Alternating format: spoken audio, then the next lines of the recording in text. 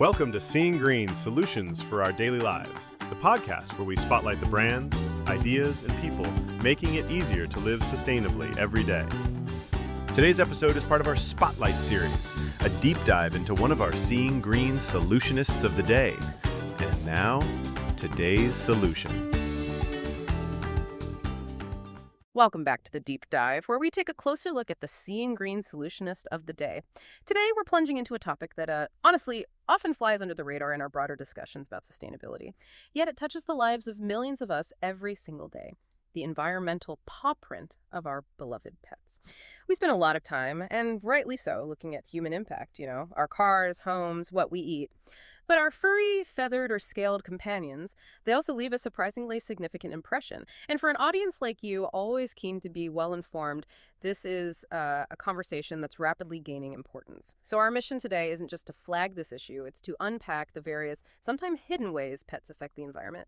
And more importantly, to explore how some really innovative companies are stepping up to address these specific challenges head-on. Yeah, what's truly fascinating here is how often these sustainability chats just overlook our furry friends. Yeah. It's like they exist outside our ecological thinking, yet it's an area with significant impact. Yeah. And lots of room for innovation, for conscious choices. For so many of us, our pets are family. Right.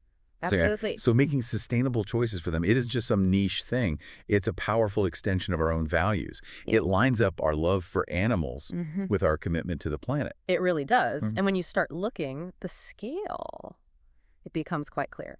So before we jump into the solutions, let's unpack this a bit more. When we talk about a pet paw print, what specific environmental challenges are we really talking about? Because, maybe like me until recently, it's not immediately obvious how, say, a dog toy or a bag of treats connects to bigger ecological issues. What are the core problems here? That's a great place to start because you really need to understand the problem to see the value in the solutions.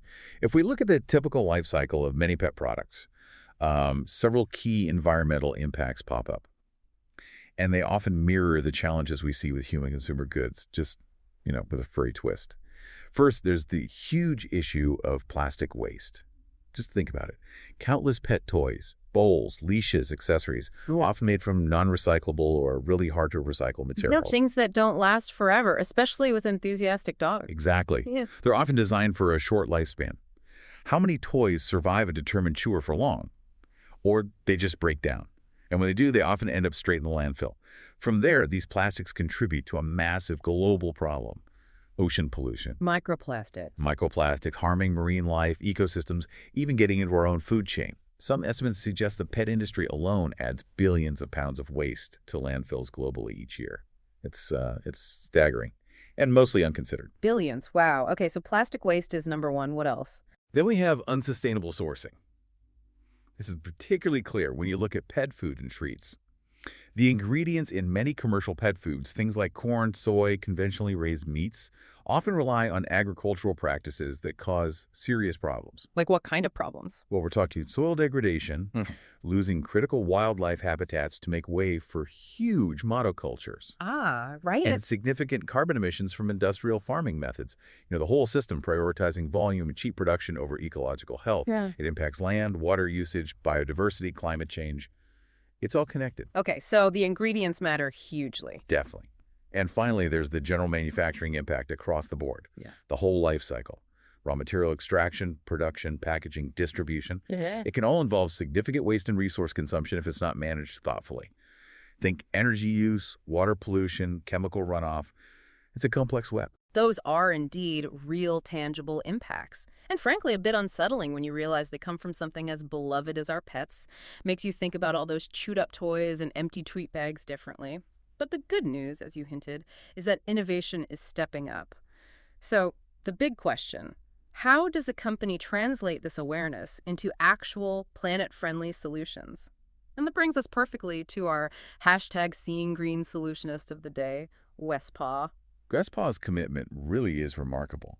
And it stems from their deep roots in values-driven manufacturing. They were founded way back in 1996, family-owned, based in Bozeman, Montana. And right from the start, their identity was about crafting high-quality, eco-conscious gear. They're not just making products, they're making them using safe, sustainable materials, good for the earth, good for the workers, and of course, good for the pets.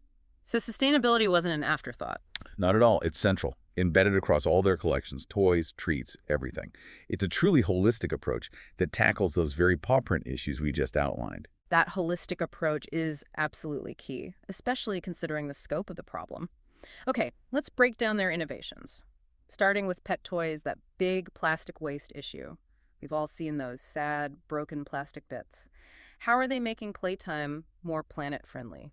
Their approach to toys is incredibly impressive. It really exemplifies the circular economy principles that are so vital for, well, future sustainability. First, a basic commitment. All West Paw dog toys are non-toxic, made from safe, sustainable materials.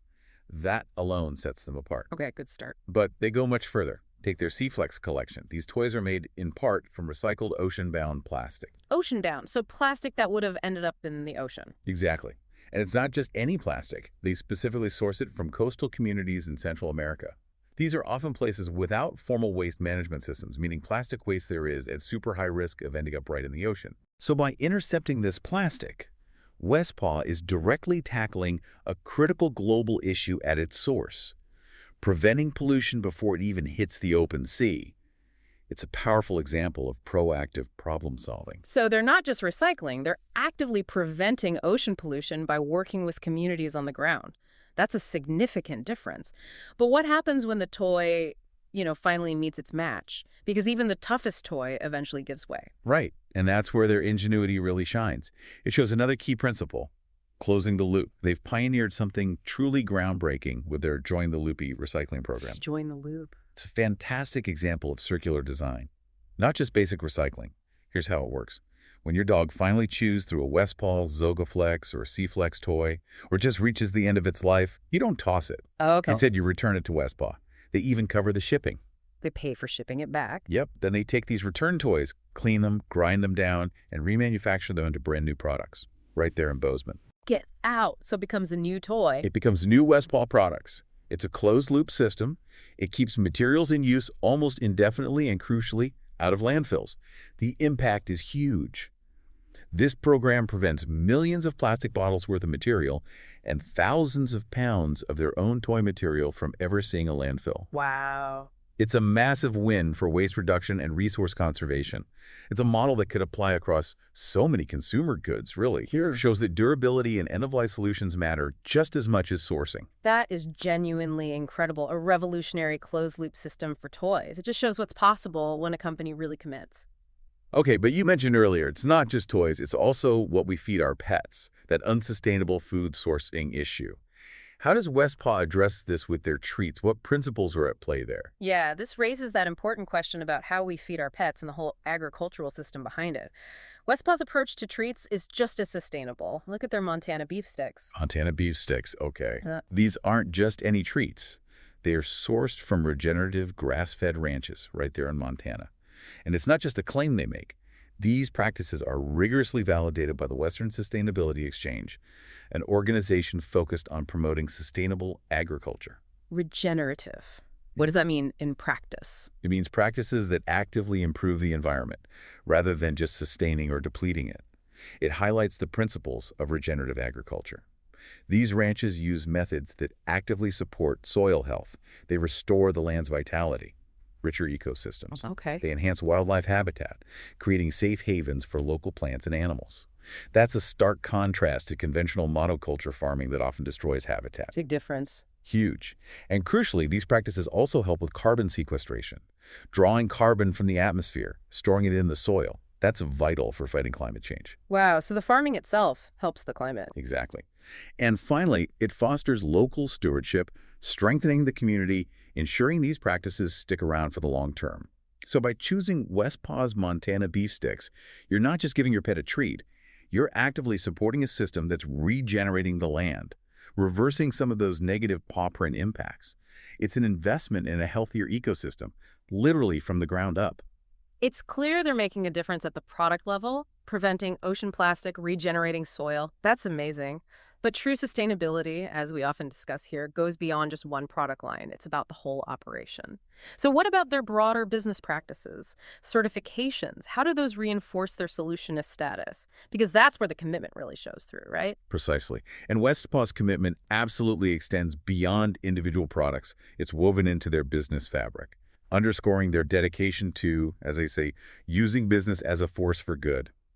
For starters, they're a founding member of the Pet Sustainability Coalition. Okay, so they're leaders in the industry. Exactly. They're not just following trends. They're actively shaping the future of sustainable practices within the pet industry itself.